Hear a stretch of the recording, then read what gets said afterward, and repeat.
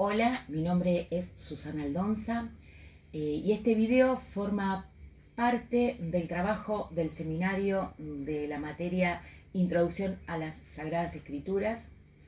El trabajo consiste en hacer una reflexión y una síntesis sobre parte de los temas tratados, como también así una aplicación pastoral de la palabra. Para comenzar voy a leer un texto de Dei Verbum, de la Constitución Dogmática Dei Verbum número 10, que dice: la Sagrada Tradición y la Sagrada Escritura constituyen un solo depósito sagrado de la palabra de Dios, confiado a la Iglesia. Fiel a este depósito, todo el pueblo santo, unido con sus pastores en la doctrina de los apóstoles, en la comunión, preserva constantemente en la fracción del pan y en la oración, de suerte que prelados y fieles colaboran estrechamente en la conservación, en el ejercicio y en la profesión de fe recibida. Pero el oficio de interpretar auténticamente la palabra de Dios escrita o transmitida ha sido confiada únicamente al magisterio vivo de la Iglesia, cuya autoridad se ejerce en el nombre de Jesucristo. Este magisterio, evidentemente, no está sobre la palabra de Dios, sino que la sirve, enseñando solamente lo que le ha sido confiado por mandato divino, y con la asistencia del Espíritu Santo la oye con piedad, la guarda con exactitud y la expone con fidelidad. Y de este único depósito de la fe saca todo lo que propone como verdad revelada por Dios que se ha de creer. Es evidente que tanto la Sagrada Escritura como la Sagrada Tradición y el Magisterio de la Iglesia, según el designio divino de Dios, están entrelazados y unidos, de tal forma que no tienen consistencia el uno sin el otro, y que juntos, cada uno a su modo, bajo acción del Espíritu Santo, contribuyen eficazmente a la salvación de las almas. En este texto vemos que Dios se revela y se da a conocer dentro del pueblo para toda la humanidad. Este Dios que sale al encuentro y se revela también su designio divino, que es hacernos hijos en el Hijo. Esta historia, narrada en el Antiguo Testamento, se enlaza con el Nuevo y continúa en cada una de nuestras propias vidas. Es una historia salvífica porque Dios está en ella. Este magisterio, este cuidado de la revelación, lo tiene la Iglesia, que es como sacramento de Cristo. Por lo tanto, la Iglesia tiene funciones en cuanto a la transmisión de la revelación. Es la encargada de guardar el depósito de fe. El Espíritu Santo la asiste, no para revelarse, porque la revelación pública está completa con la muerte del último apóstol, y define también con autoridad y sin error el sentido correcto. Es quien declara la infalibilidad de la Iglesia. También Vaticano II nos habla de que reconoce como dentro de la revelación a Dios como inspirador y a los hombres, al hombre como causa instrumental, aquellos que pusieron por escrito, según sus formas, según las formas de su tiempo, lo que es Dios y solo lo que Dios había inspirado. Entonces nosotros decimos que hay continuidad entre el Antiguo y el Nuevo Testamento. El Antiguo prepara la historia de salvación que se completa con la venida de Jesús en el Nuevo Testamento. También reconoce el valor de los hagiógrafos, que son aquellos que que pusieron por escrito lo que Dios había inspirado, y reconoce que hay géneros literarios, o sea que cada texto tiene que ser leído en su contexto, y que estos géneros literarios son propios de la época en que cada uno de los libros fue escrito. También que que el Antiguo Testamento está ordenado al Nuevo Testamento.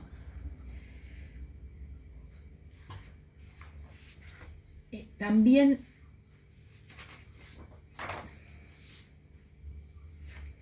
reconocemos que a partir del siglo XV ningún cristiano ignoraba o estaba en contra de la inspiración divina.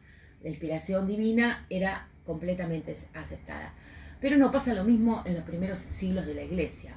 En el siglo II hay como un dualismo, y está Marción. Entonces habla de que el Dios que el Dios del Antiguo Testamento es un Dios más malo, es un Dios más severo, en cambio que el Dios del Nuevo Testamento es un Dios más misericordioso. En el siglo III encontramos a los maniqueos, en el siglo X y siguientes a los neomaniqueos, hay albiganeses, cátaros y valdaneses. Y en el siglo XVI los reformadores. Pero bueno, los reformadores no atacan a la inspiración, sino que atacan a la tradición de la Iglesia. Ellos dicen que Dios inspira, o sea, más que inspira, dicta los textos a los autores humanos. Y que son quienes escriben, pero que en esta escritura no median nada de la humanidad de quien lo pone por escrito. Y también les cuesta, ellos dicen solo escritura. No pueden encontrar al Dios histórico en los textos y se quedan entonces con el Cristo de la fe. No pueden encontrar al Dios histórico porque la manera de escribir y de expresarse en la antigüedad es distinto a lo que nosotros conocemos por historia. No son tanto las cronologías, y más en este tipo, en la Biblia, en este tipo de texto. Solo están puestos, no es cronológico, ¿no? Y solo es a fin de un objetivo explícito.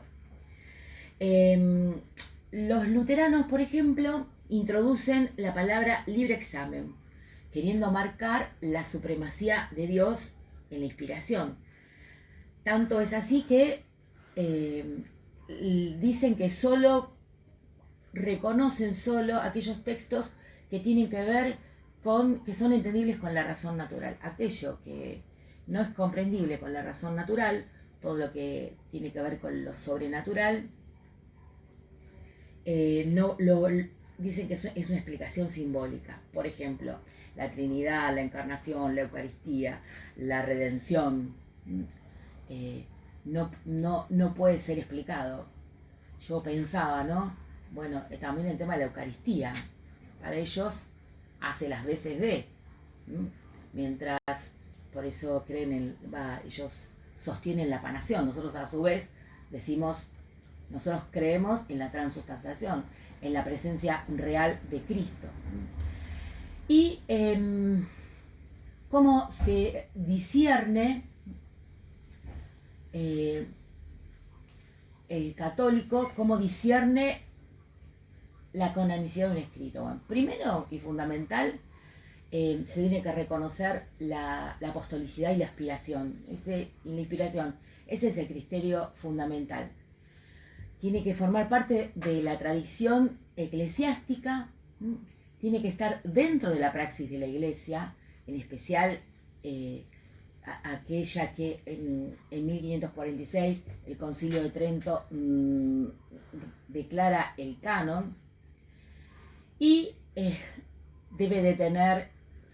libro se debe de leer en las comunidades, en las iglesias, debe de tener presencia en la Vulgata y una confirmación magisterial que tiene que ver con Trento y después confirmada por el Concilio Vaticano I.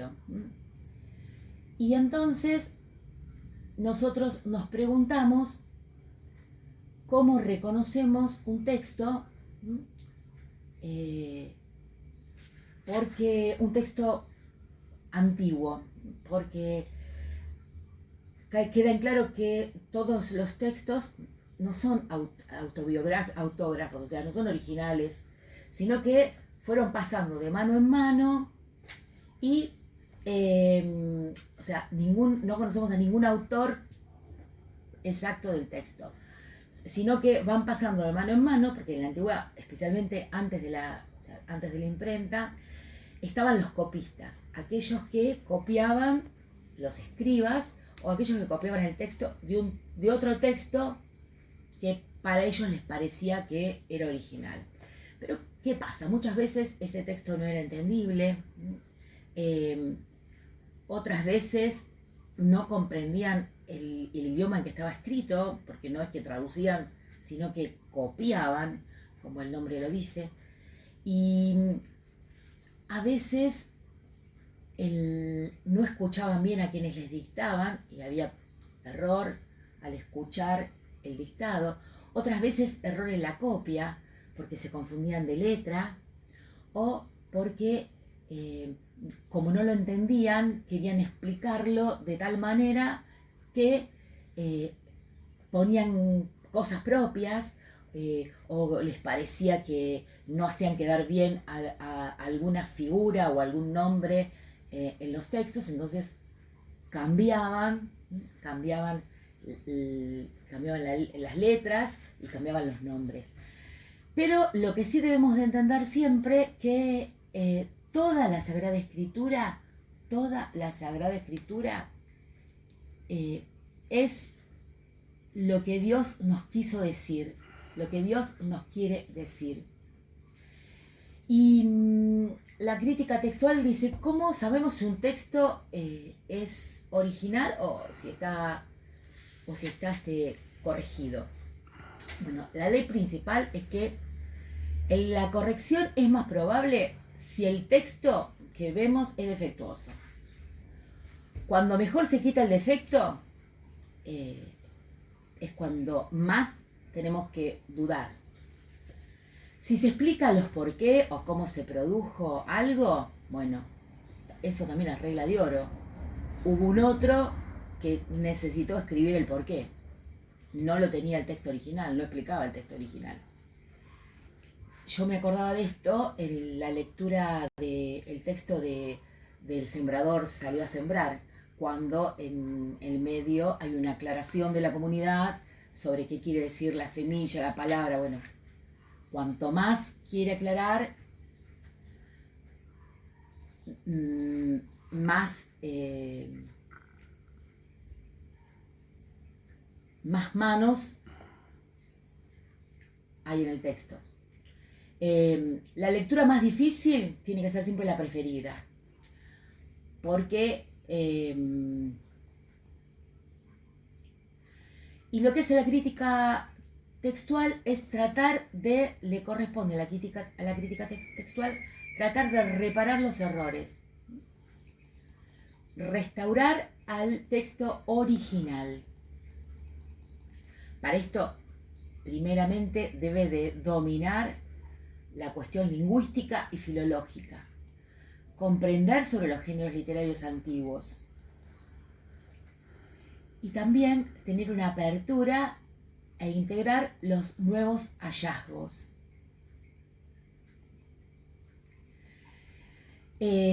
Obviamente que hay mucho por caminar para dar a conocer las Sagradas Escrituras. Se me preguntaba cómo poder favorecer desde el humilde lugar que cada uno de nosotros tiene en la transmisión de la Sagrada Escritura.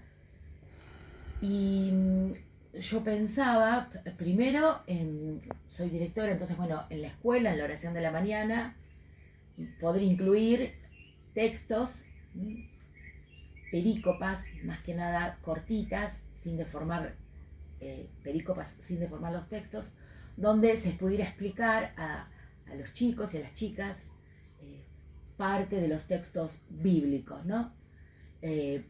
Explicar, leerlos y también interpretarlos. También pensaba que soy directora de la Junta Catequística Diocesana y poder armar con los catequistas que les encanta el tema bíblico, poder armar con los catequistas grupos de reflexión y estudio sobre las Sagradas Escrituras, los textos bíblicos y la interpretación, y que estos cursos sean itinerantes, o sea, a veces en formatos híbridos, a partir de la virtualidad, pero también visitar. Nosotros acá la diócesis está dividida territorialmente en decanatos, por ahí poder ir visitando los decanatos y poder hacer estas mesas de trabajo y reflexión. Y también tenemos una página que se llama Entre Catequistas, que tiene un Facebook y un Instagram, y en esa página, poder utilizar esa página que tiene muchísimos seguidores y que fue empezada hace mucho tiempo con el fin de ser más cercanos con los catequistas, acercar catequistas, y la verdad que tiene un montón de gente. Bueno, poder desde ahí también dar a conocer la escritura, la interpretación y la transmisión. Bueno, muchas gracias por todo.